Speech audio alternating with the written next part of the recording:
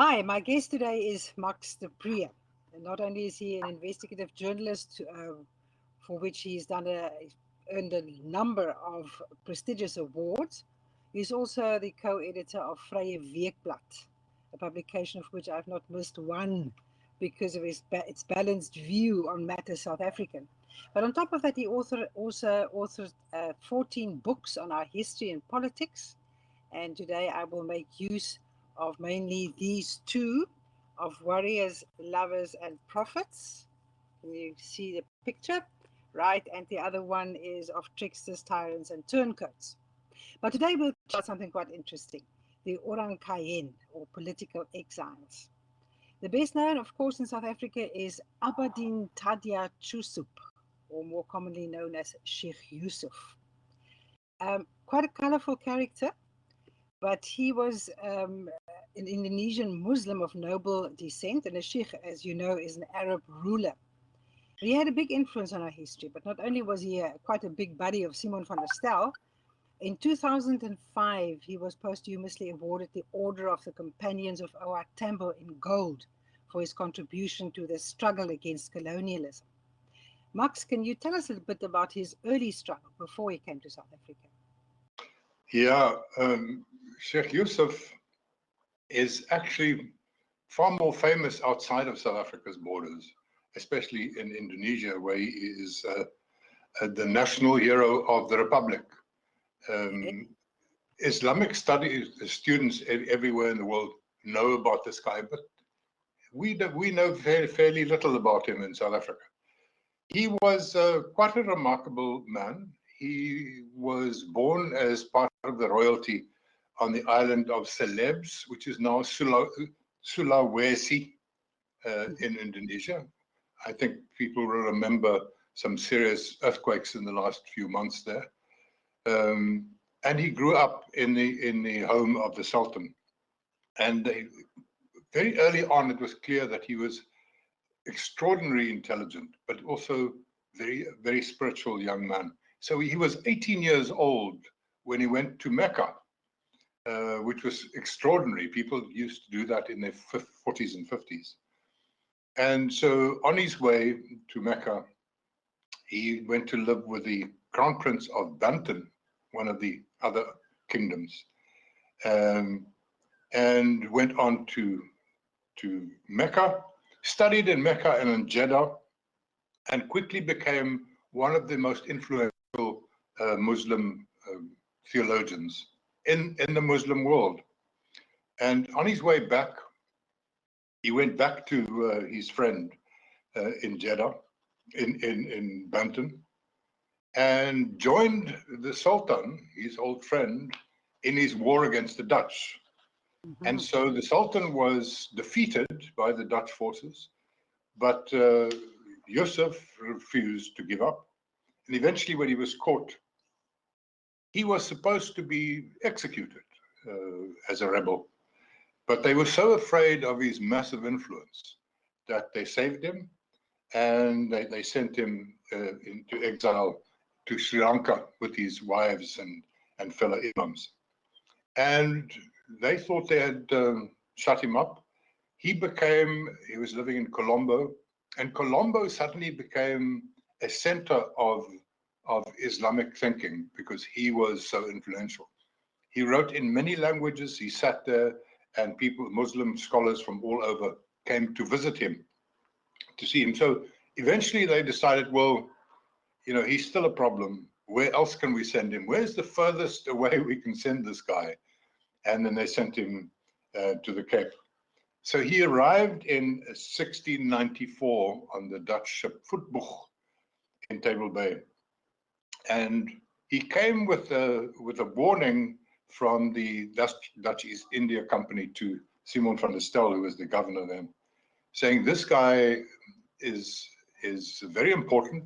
He's a royal, and you need to treat him with respect. We need to keep him quiet.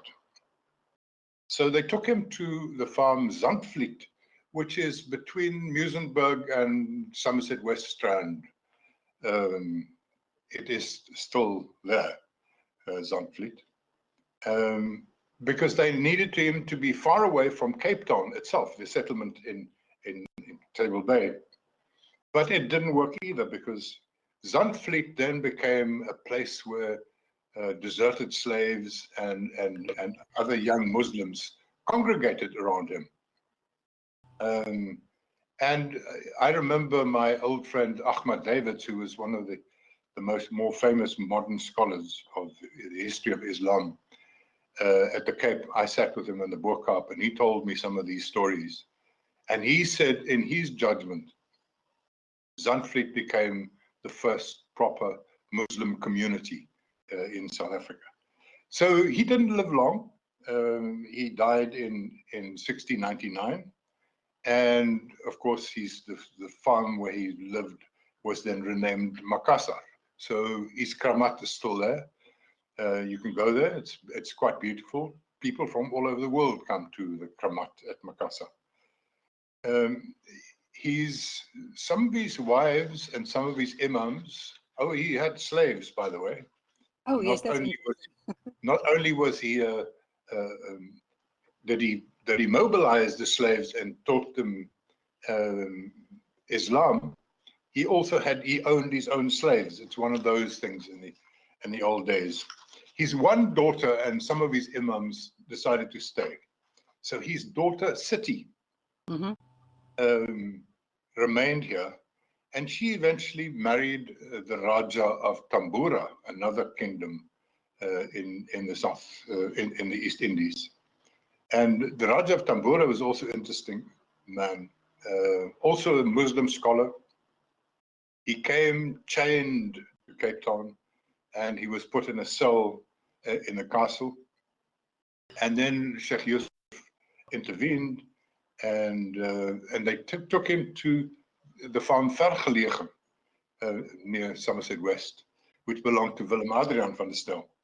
So he and Willem Adriaan van der Stel became good friends, because the Raja of Tambura was also a highly intelligent and well-traveled man.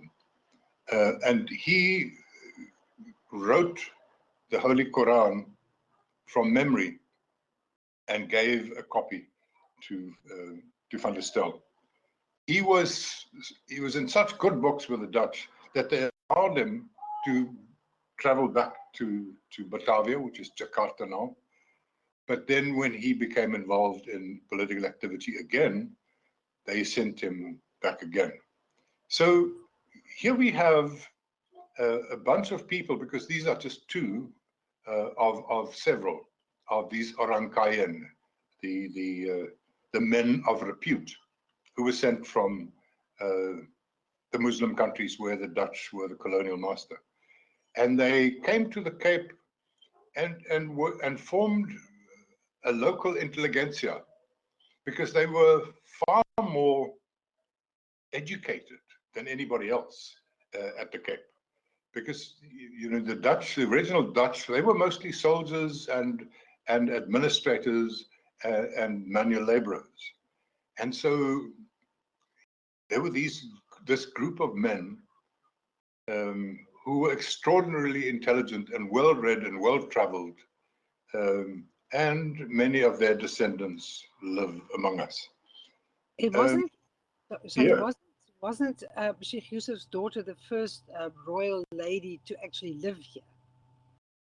Yeah, Siti remained here and married the Raja of Tambura. And the interesting thing was that Sheikh Yusuf's daughter Siti and the Raja of Tambura's children all became Christians. That was interesting. I found that interesting as well. And now we have to ask the question, why did they become Christians? So this is one of those things, when you look back in history, you got to look at all sides. So the Dutch historians and later Afrikaans historians obviously said they wanted to. They became Christianized. Others say they wanted to assimilate with the settler society, the Dutch society. And you go to Muslim historians, and they say they were probably forced to become Christians to make their lives easier.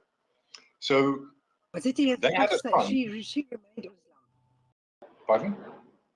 Ziti remained Muslim. No, she became a Christian. She also She became became a Christian. Oh, I thought. Yeah, Oh, okay, right. yeah. And so then we can go through a long list of their children who changed their names to Dutch sounding names, like their eldest son, Ibrahim Adahan, was baptized in 1721 as Abraham de Haan, which sounded more Dutch. So Abraham de Haan's daughter, granddaughter, married Francois Johannes Retief. And I remember talking to Robert Schell, who was one of the historians who did most research on these early times. And he maintained that that was the beginning of the Retief family and in South Africa, and also the ancestors of the Voortrekker leader, Piet Retief. Now, the Retiefs are, many Retiefs are very unhappy about this bit of history, and they contest that. Okay. The other child of Siti and the Raja married Hendrik Kotze, and their daughter Johanna Adriana Kotze, or Kotze, is again the mater familias of the Kotze, of Afrikaans Kotze families in South Africa. Oh, so that's part of my ancestry as well. So there you go. Also related. Yeah, we all have, and we should be proud that we have all these. What we also should remember is that South Africa, we as South Africans have a bond with Indonesia. And it was confirmed when General Suharto of Indonesia came here to visit Nelson Mandela. And they went together to the Kramat at Makassar. And Nelson Mandela said that Sheikh Yusuf was the father of liberation, of the whole liberation struggle in South Africa. So there are many other stories of Orang Cayen. The one that I always wanted to find out more was one of the rulers of the island of Java, a man with the name of Loring Pasar. He was sent here in exile in 1715 with his family. And the Dutch authorities gave him a farm where Stellenbosch is today, right on the banks of the Eerste River. And his brother also came and lived with him. And they were also very sophisticated people, and they were treated like royalty. And they were allowed to practice Islam, which the slaves at that point in Cape Town were not allowed to. And so there was another little Muslim community developing around this family in Stellenbosch. And they mixed freely with the colonials, and they were in the high society, although they were Muslim and dark-skinned. I want to, before we go on to Tuan Guru, which is also somebody that I find very interesting, I want to mention a story that comes from a book that was written by Faisal and G.T. Daris called Zandvliet, or titled Zandvliet.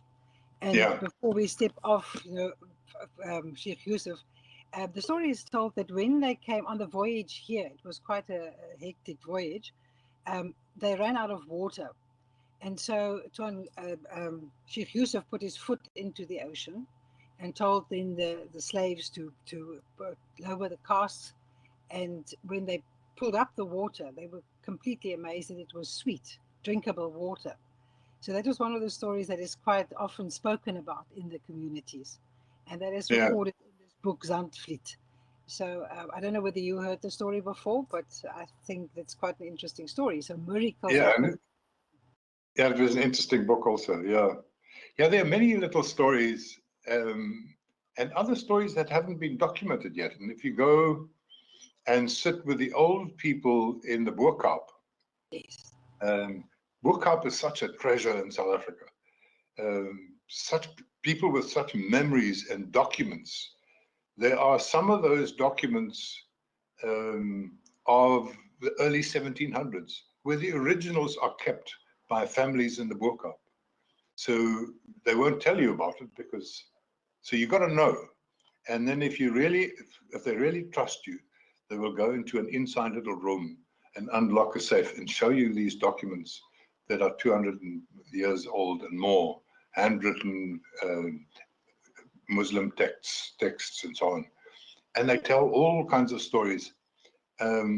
I'll tell you a little story that is quite common. Once we get to Tuan Guru, who was one of the more famous of the Orang Cayen. He was the Prince of Tidore, of the Malacca Islands.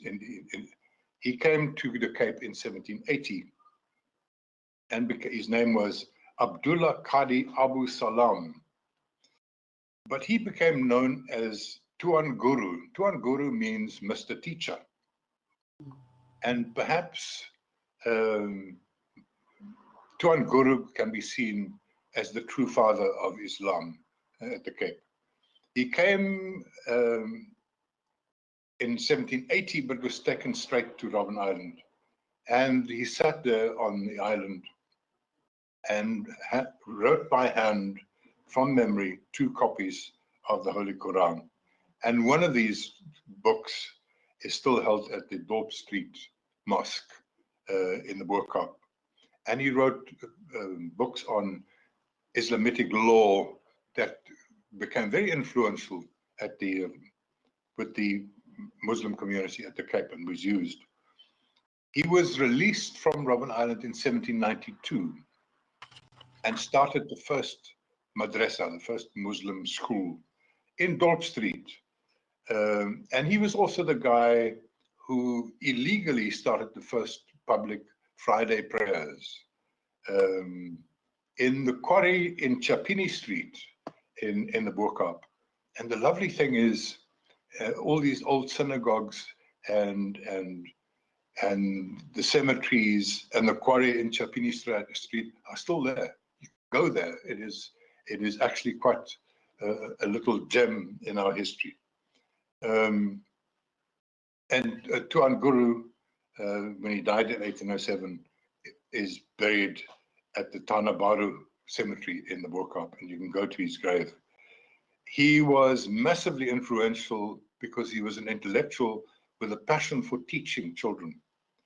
And one of the stories that is being told about him,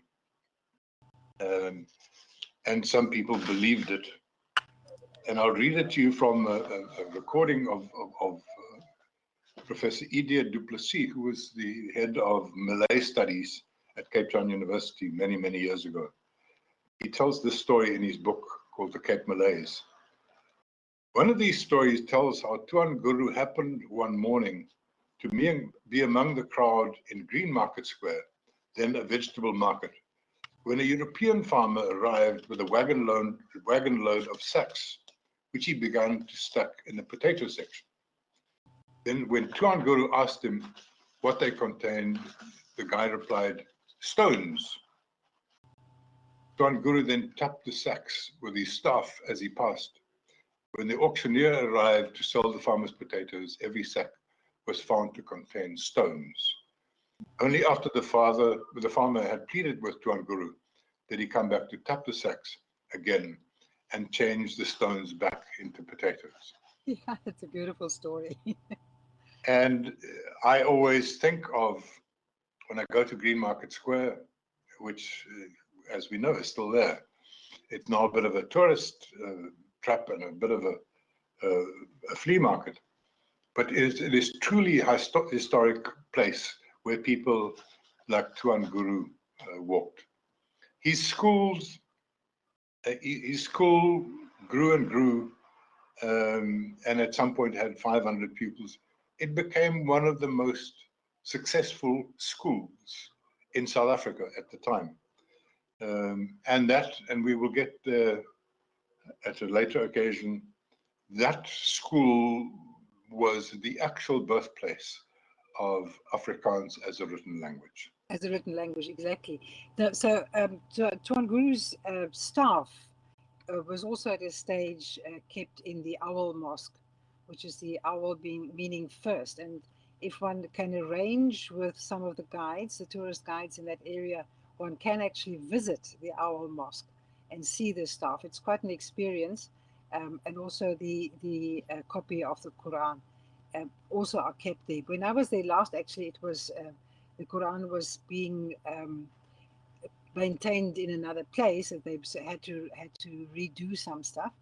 But I believe it is there now, and it is obviously also still one of the many mosques in the Burkamp. Yeah, and I'm so disappointed that there is so little enthusiasm to discover that early history, because again, we want to, you know, the victor writes history. So Yes, the Afrikaners wrote their history, and now we get a different kind of history with different kind of heroes. And the slave history and the history of the Orang Cayen don't register on the big screen for us in South Africa. And I think it's something so fascinating and we can be so proud of. And it's so part of us. The history of early Islam at the Cape is a spectacular story.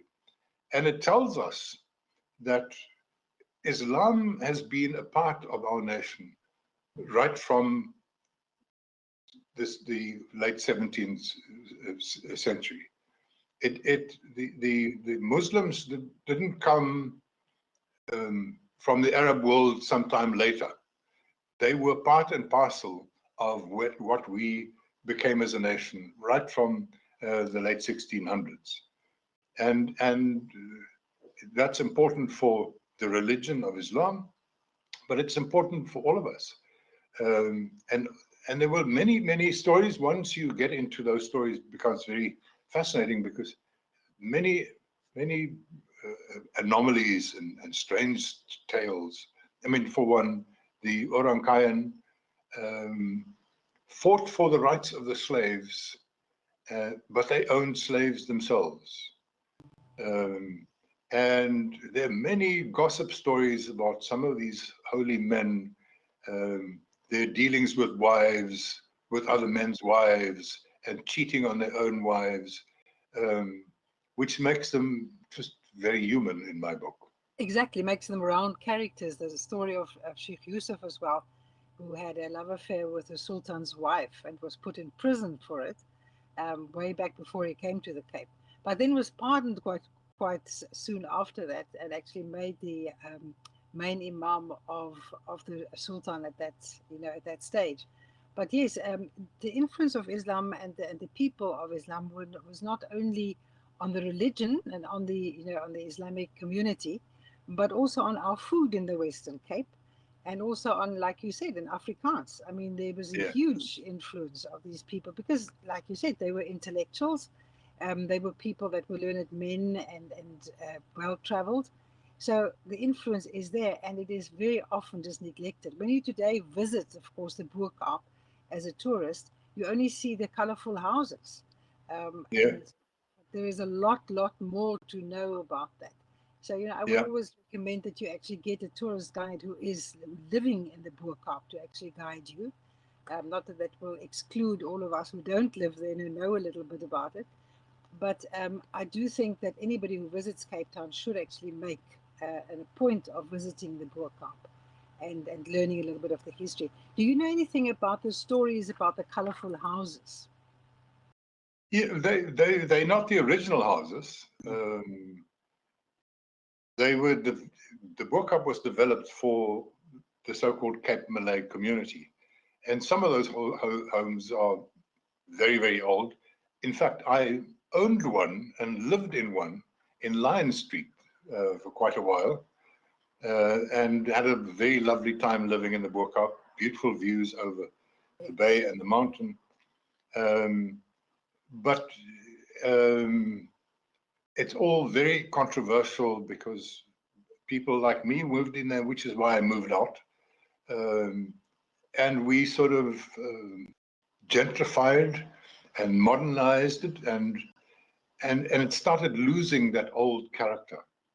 So there's this very big battle on the go to preserve the character of the Boerkaap.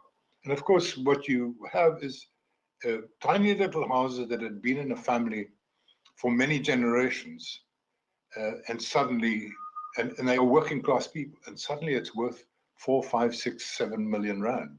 Exactly. So the temptation to sell to some outsider who's coming to build a glass monster is just too big. So hopefully the Western Cape government and the national government will keep a strong eye on that so we can preserve the Boerkaap. You mentioned food. My family is Afrikaans, and the stuff that I thought was traditional Afrikaans food, Yes. actually all Cape Malay food. I mean, I grew up with boboti, and I thought, you know, what a wonderful people we are to invent a dish like this. Yes. Koesisters, all those things are, the Afrikaners have inherited so much from that old Malay society, from the Muslim society in Cape Town. Our music, for instance. Yes, I exactly. mean, the language is the most important thing because, in fact, that's where the language of Afrikaans started. But we'll talk about that later. But food and music um, in, in, in all the Afrikaans-speaking communities, the influence was massive. And much of that can be taken back to the Orang Cayen. To get back to the food, there's a difference between cook sisters and koesisters. Koesisters, yeah. So the koesisters and the Dalchies, that is for me the Boerkaap. The cook sisters is more the Dutch influence that I think, as I think. That's how I know it.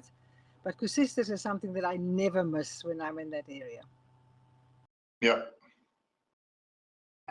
So the influence, of course, like you said, on the food and you know, they're at this trading store, those places that one also shouldn't miss with all the beautiful spices, and tourists also love going there. But the influence then also on the families, and we mentioned three surnames: the Retiefs, the Kotses, and the Dahans, or Kotsiers and the Dahans. All of those come from the original people from the Muslim faith, the Islamic faith, that came to South Africa.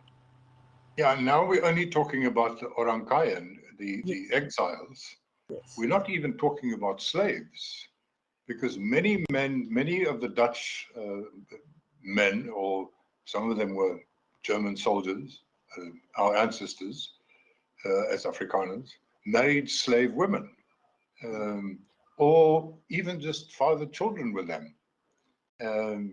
So the research shows that more or less 7 to 10%, sorry, my phone, 7 to 10% of our DNA as Afrikaners come from slaves and Khoi people. And so it makes it so interesting that my Afrikaans people in the past went on to deny all this so strongly, and focused on racial purity. They were the most racially we were the most racially impure people in South Africa at the time, and yet we tried to come with apartheid that said keep the races pure. We were, ons is 'n klomp basters. We were from all over, DNA from all over Europe and all over Africa and Indonesia, and it makes us a more interesting people. But like we said, you know, we spoke about quite a few of these interesting characters in our past, our ancestors, as Afrikaans, as South Africans. I mean, we all are and were South Africans already a long time ago. So, Max, we will talk again at a later stage about the Afrikaans language, which is a fascinating history as well. But I really hope that more people will take an interest in our history with the Islamic section, and will visit the Boerkaap when they are in the Cape. Yeah, it's a rich part of our history. It's absolutely fascinating. Go to the Boerkaap, go to the Kramat at Makassar. There's Kramats everywhere on the Cape Peninsula. And the thing, Jolene, I think, is again back to the dominant Afrikaner nationalism, because Afrikaner nationalism was so closely bound in with Christianity that there was this compulsion to deny the contribution of Islam, because Islam was seen as a threat. And that's one of the reasons why we drifted apart as a people who belong together. People who speak Afrikaans belong together. But we were divided because Afrikaner nationalism insisted that if you're not a Christian, you're not a civilized person. And now we know with the Orang Cayen how much nonsense that was. Exactly. Max, thank you very much for your contribution once again. And like I said, I hope that some more people will really now start reading not only your books, but also your regular contributions about matters South African right now in Vryheid Blad. Thank you. Thank you.